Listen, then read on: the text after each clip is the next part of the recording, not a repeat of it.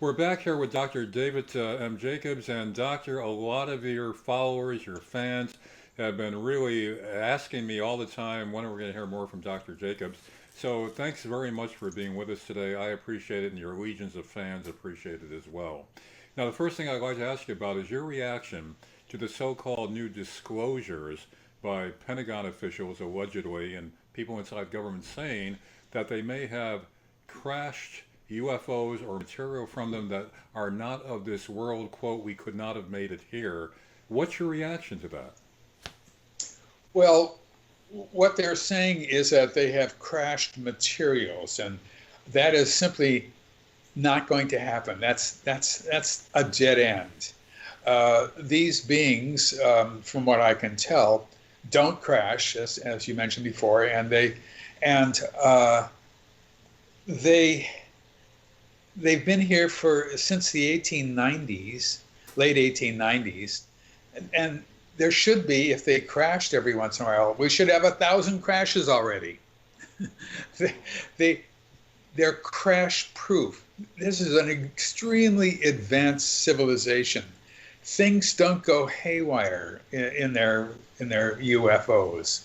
So you got to be very, very, very careful about that. Now, for people who are saying it's real, they're actually here, people are seeing them, well, that's fine, that's good, I'll take that. That's better than nothing. The thing that's the most important aspect of this phenomenon is not whether they are real or not. It is that they are real, and what is inside of them. Why are they here? That's where the evidence has to go. It can't just go to they're real. They've been saying this, they're real, they're not real, since forever. Well, let me ask you this, Doctor. Despite your firm belief that UFOs don't crash, the technology is too advanced for that to happen, do you think they're up to something by claiming now that they have crashed UFOs and material not of this world? Are they up to something in terms of misinforming the public or informing the public? Any idea why they'd be doing this, which is a reversal of what they've been doing for the past 50 years, that they're not real, that they poo-pooed it all this time? Yeah. Suddenly it's opposite. So what's And going on? and I don't know. I don't know what's going on.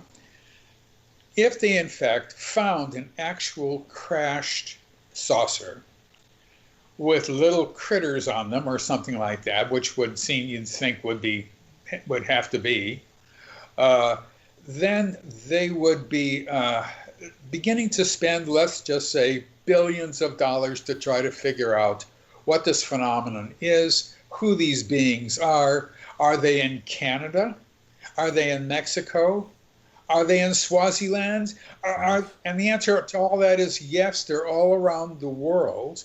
We would be meeting with scientists around the world to get their take on what this phenomenon is, because this is a global phenomenon. It is not an American phenomenon.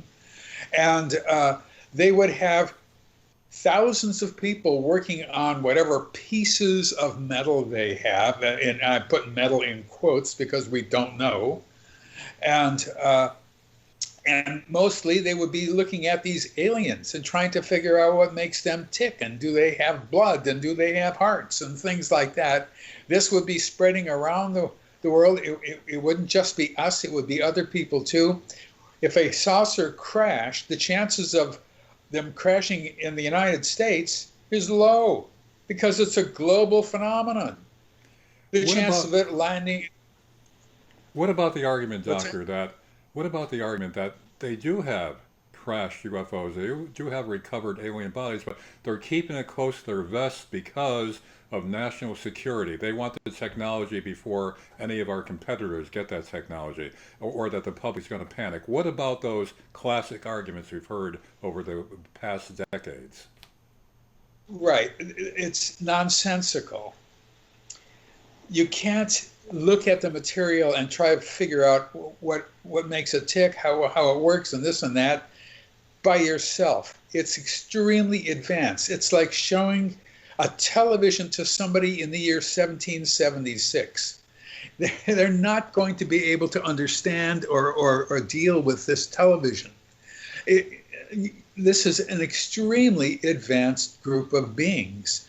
And as I said before, if they crashed, there would be 1,000 crashes already. There can't just be one.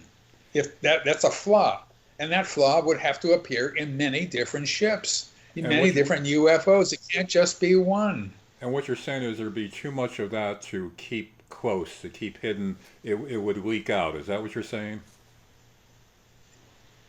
That's one of the things I'm saying. It would leak out because there would be hundreds, if not thousands, of scientists working on this because it's a global phenomenon, and it is possible that these beings are here to do bad deeds. They have to assume something like that. They can't assume that they're just here to understand us, to look at us, to see what makes us tick. They can't make that assumption. They have to make the assumption that these beings are potentially enemies in some way, that they're not good.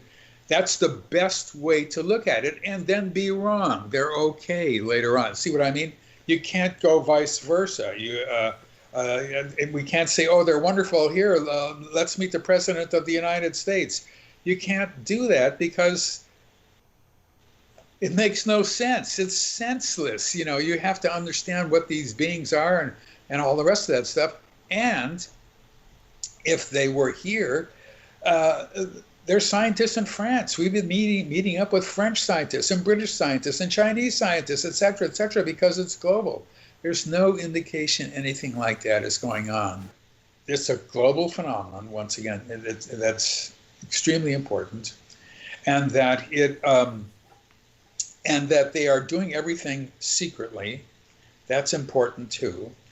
And that they are extremely advanced.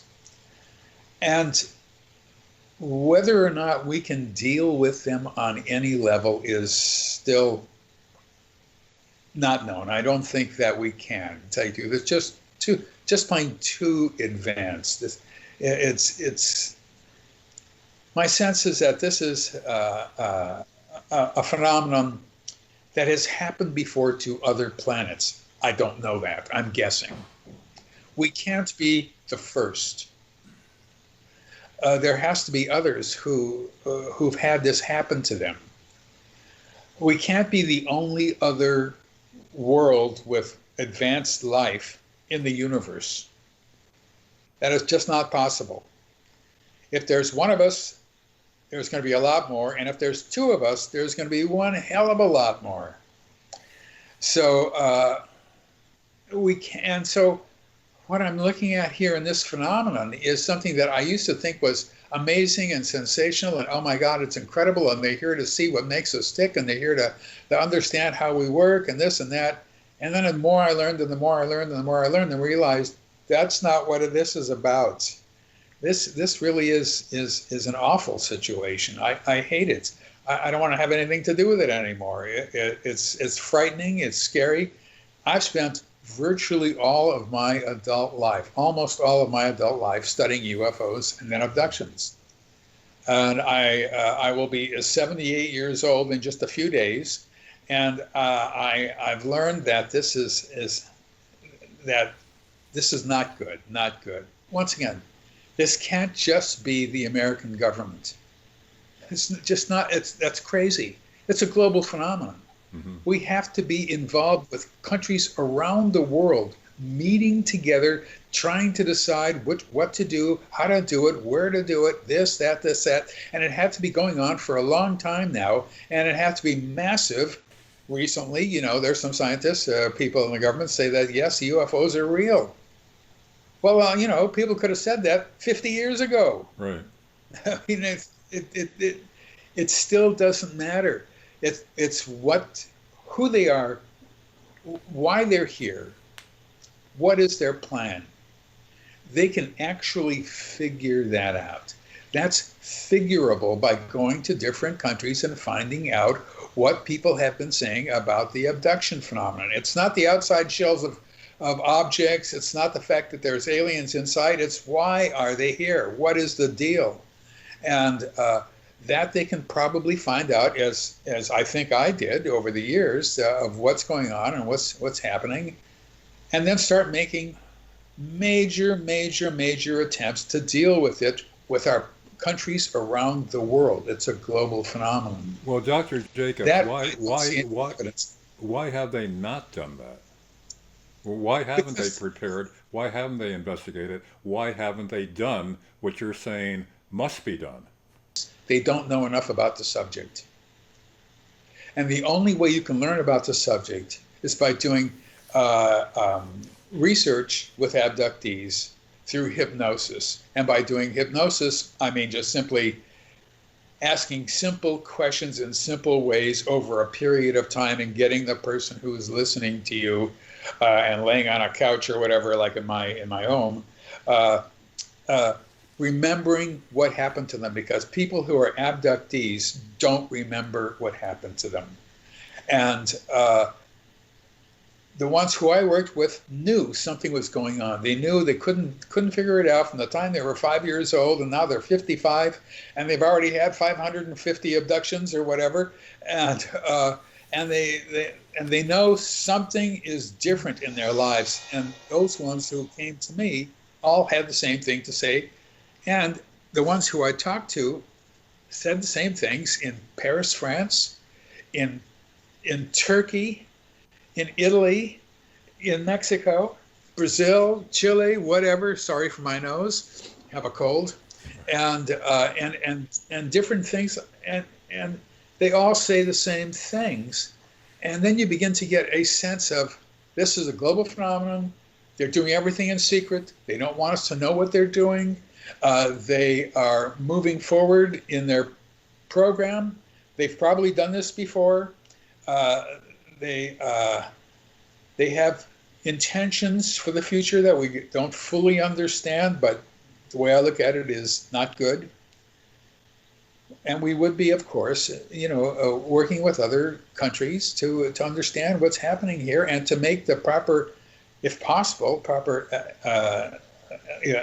evidence to show the people, and also to try to deal with this phenomenon. It isn't good. Doctor, you don't subscribe then to the hope that the overlords, as you see in some science fiction scenarios, that they would be benevolent and bring about peace, tranquility, and happiness upon this earth. You don't think they're up to anything good? Not a chance. Not like that. No way. No. From what I've seen, from what I've heard about this phenomenon, it's a whole different world of theirs. Now comes the crazy stuff. Now I will tell you the crazy stuff. People who are abducted say that they meet other aliens on board. There's the little gray aliens, the tall gray aliens, and then there's ones who look alienish, but somewhat human-like too. And then they started talking about ones who looked really quite human-like, and there's things wrong here and there, but they look sort of humanish. Well, then there's the ones who say that they see these aliens on board who really look like humans.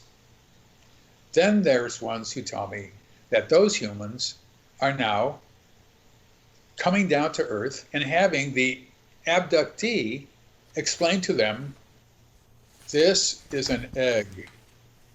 We eat eggs, not the shell, but we eat the inside of eggs. We cook them, usually. That we have seen. And people have been taking them to stores. This is a sweater. And things like that. And taking them into markets and showing them how to live on Earth.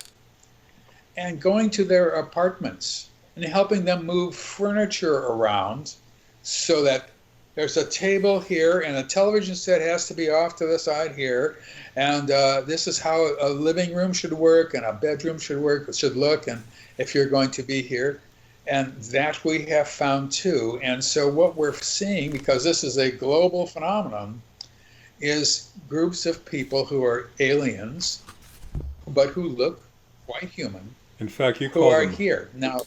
you call them hybrids, right? It's the gradual Hybrids, right? the Yeah. gradual genetic manipulation where the aliens in several stages become almost human-like, but then they have to be taught how humans act. They have no clue. They're essentially Yeah, fish out of water, and that's what's going on. it's something that I never imagined would happen. I fear, as I mentioned last time, I think here, that I fear for my sons and their children and this and that. I mean, I think that they're going to have a different kind of world. So, in my sense, is that it is happening, and it's happening all over the place, and it's happening in France and Italy and everywhere else, and in China and Japan, I think it's a global takeover. I really do, for the reasons we don't know. We don't know why it's a global takeover. That is not explained to us in any way, shape, or form, but it appears to be that way. Doctor, speaking of abductees, the last interview I did with you, we got a tremendous response and many people making comments and asking questions. We had at least one person who says he's an abductee, a man, who's been trying to contact you as to what he should do. Now, are you still active with any of your research, participation, regressing people who've been abductees with hypnosis and all that? Or if not, where can they go, such as that person who contacted me through my website after the interview with you? The answer is I am not involved with it anymore. This will be the last talk I give, I imagine. All my, everything I've given away to societies who will hold the material and all that. Right. In the Philadelphia area. And I'm now happily watching television 24/7. That's my life. Chatting with people here in the hotel I'm living in. One of my sons lives, I'm in Evanston, Illinois, and one of my sons lives in Chicago. We see each other 3 or 4 times a week. Yeah. And you know, I've got my cat who's in the other room sleeping, and that's good enough for me. Well, do you have another book that you're writing? Anything else that you're doing that harkens back to I was your writing life's another work? book. Excuse Yeah, me? I was writing another book on how to diagnose with abductees. Uh-huh. Then, because of the virus, everything sort of got wrecked in my brain and everywhere else. I used to have a place to go where I could type and do this, and now I don't really have that anymore. Uh-huh. I hope I can get back to it before my brains completely dribble out of my ears, and then that'll be it. However, I'm extremely forgetful now, and so I have to be very, very careful of what I do and how I do it and all the rest of that stuff. All right. My forgetfulness is not going to get better. It's going to get worse. So the question then is, will I even have the time to finish this other How to Do Hypnosis with Abductees book that I've worked on for a couple of years? Yeah. And so I don't really know. I'll wait till the end of this year when things settle down and maybe the virus is over with and we can go to the library and that kind of stuff. You know. How far along are you with the book? I've got 250 pages, but it's scattered all over the place now. Yeah. I And mean, it's it's sections here and sections there. it's more about abductees and how you study that. Yeah, how you study them, exactly right. You So know, for those who are looking for somebody to go to now, since you're not able to be as active as you were, who would you send them to? What would you recommend that they do? People who think that they've been abducted. there almost is no one left. There's one person in Los Angeles. What's her name? What's her name? I'll think about it in a second. There's one person in Los Angeles. And otherwise, there's very, very few people who do this kind of research. And, you know, I did it for many, many years. And there's people, it takes a lot out of you, a lot of your time. Right. And I was fortunate enough to be able to do that. but most people can't do it because they work 40 hours a week, Yeah. and so it's a tough one. It's a tough one. I'm waiting for the next wave of people to do this kind of work, and there isn't any wave yet. Yeah. So, what's your name, Alas? the last time we talked, you talked about how the aliens tell their abductees that something wonderful is going to happen. Any reflections further on Yes, that about how soon it'll happen and whether it really will be wonderful? it's going to be wonderful for them. It's not going to be wonderful for us. The problem is that I've seen people have described images they've had of frantic, fearful people running down a street towards a UFO with an opening in the UFO to get in the UFO. I don't want to hear that. I don't like that. That doesn't sound like it's happy, happy, happy to me. These beings can control humans easily with their minds. I don't like that. I want to be able to control them easily. But they can control our thoughts, they can control our minds, and they can do it from a distance. Do you have any inkling of how soon this something wonderful is going to happen? I mean, what's the agenda? Are we now in an end stage of this whole scenario? Are we approaching fruition of whatever they're planning to do, or is there no way of knowing when it'll take place? Length of time doesn't seem to mean a whole lot to these beings. That's not a situation that they have to worry about. They've been doing this for a long time, and now they're just continuing to do it. Time means nothing. Well, speaking of time, that brings to mind something I asked you the last time we interviewed about whether there was ancient contact, the ancient alien concept that's proliferated now on TV. How long have they been Yeah. here dealing and manipulating humans? Is this a recent phenomenon, or does it go back ages through history?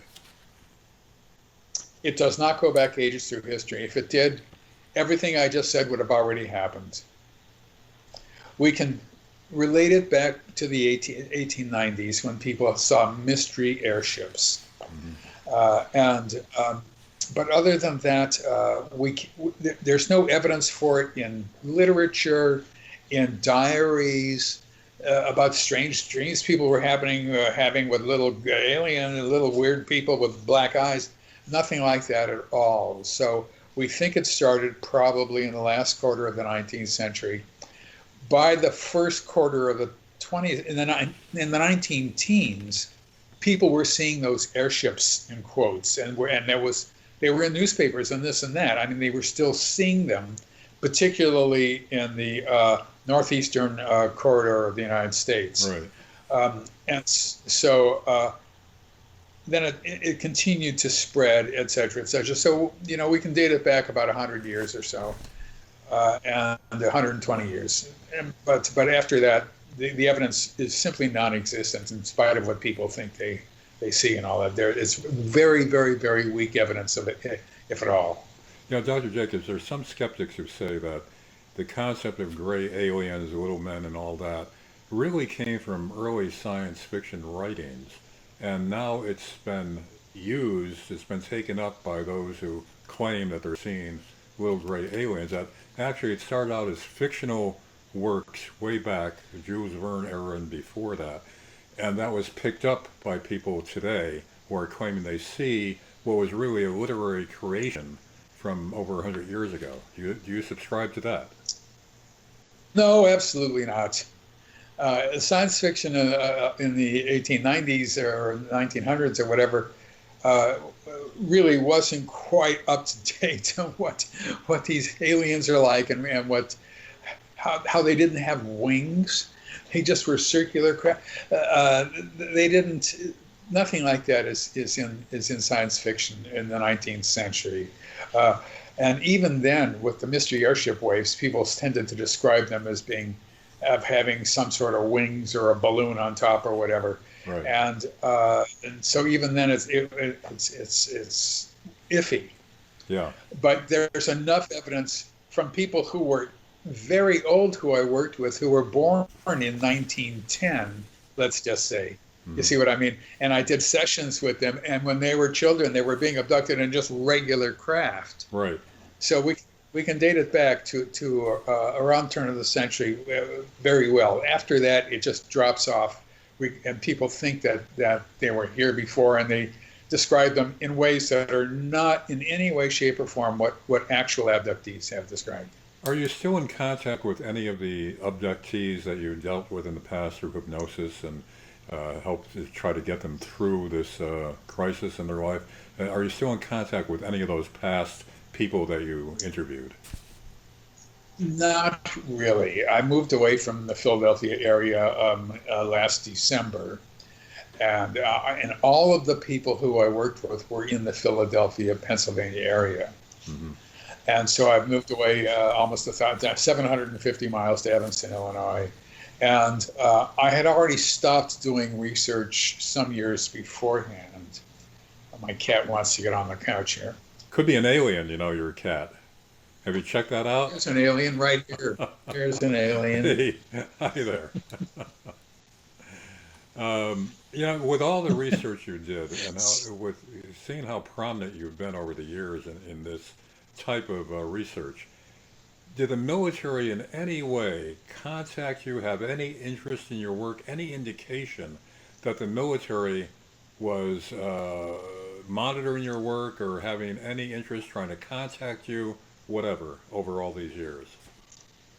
Not really. Not really. Not in terms of I've worked with people who are scientists and who are abductees, and people who were in the military, obviously, who are abductees, but nobody came to me and asked me, to help them do work on the subject. Although there was this small group of people, who worked for the government recently, and then said that UFOs are real, and all that, but I was never involved with any of that.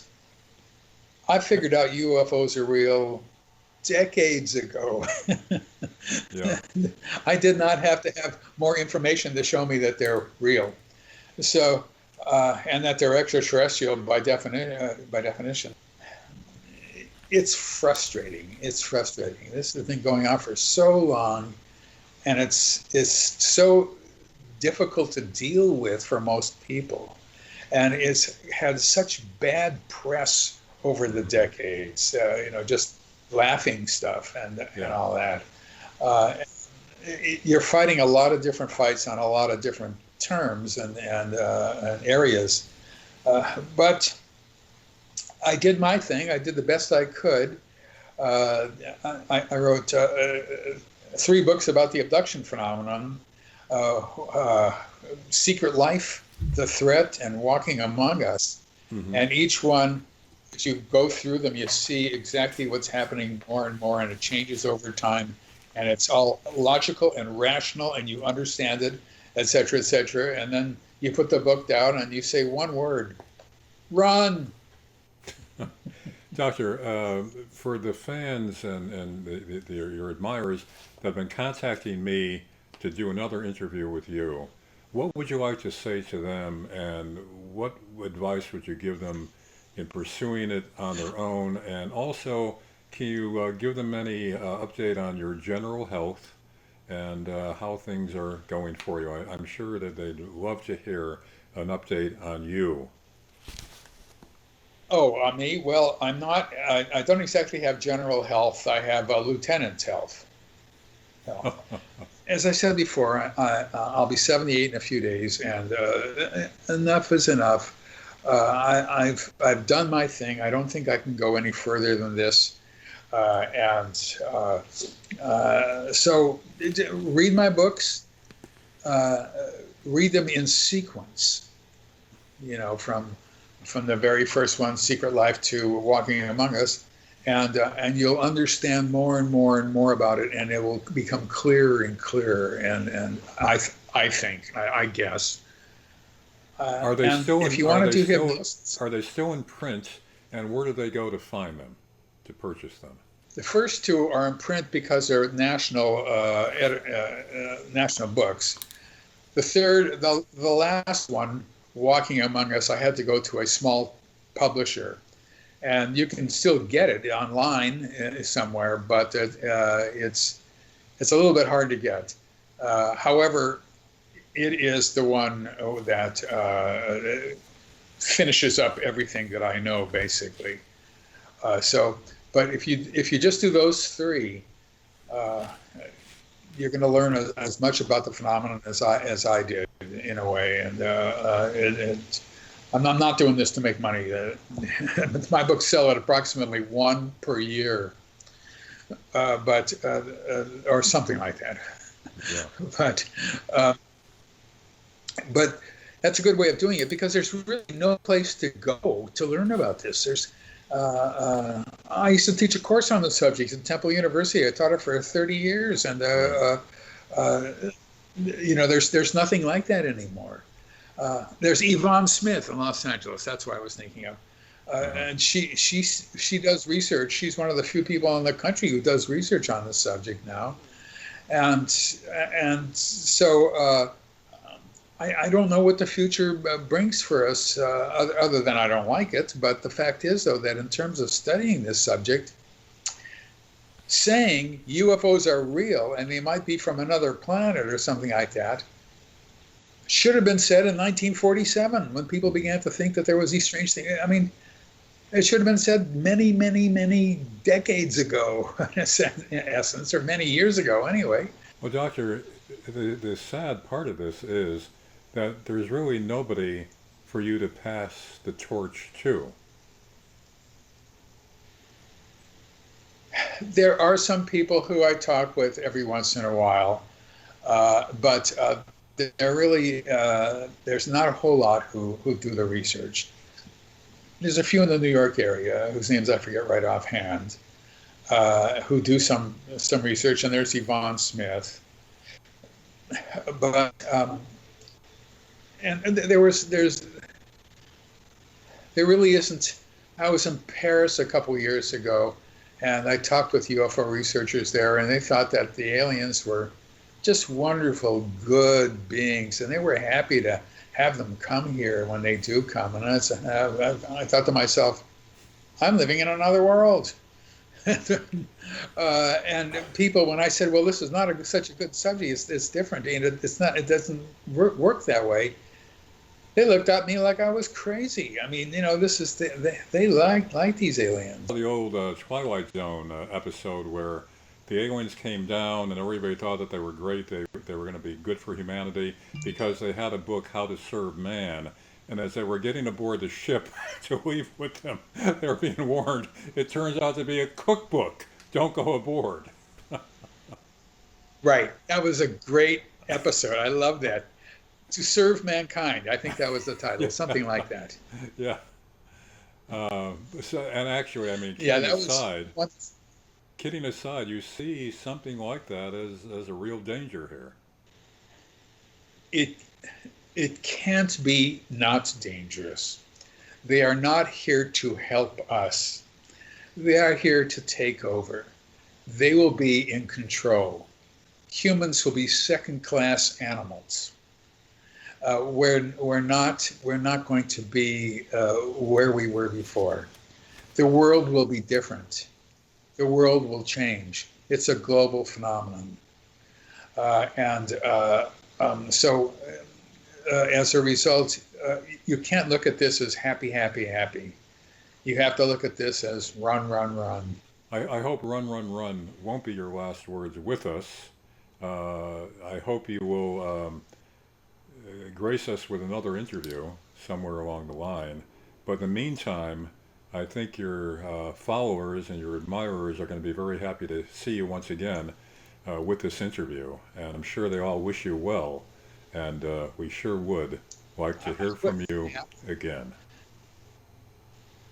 I wish I could say things that would be good and happy, and there is a way out, and I think we can work towards this. I think we can deal with them I wish I could say something like that, but I can't.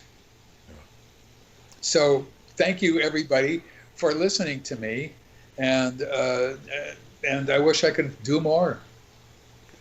They hope to hear from you again, and so do I. Dr. Jacobs, thanks very much for giving us your time, and I know you're doing almost no interviews at all anymore. I think the last one was the one that I did.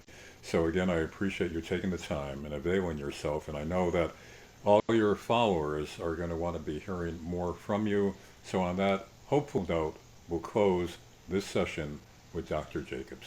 Thanks very much. Bye-bye. Thanks.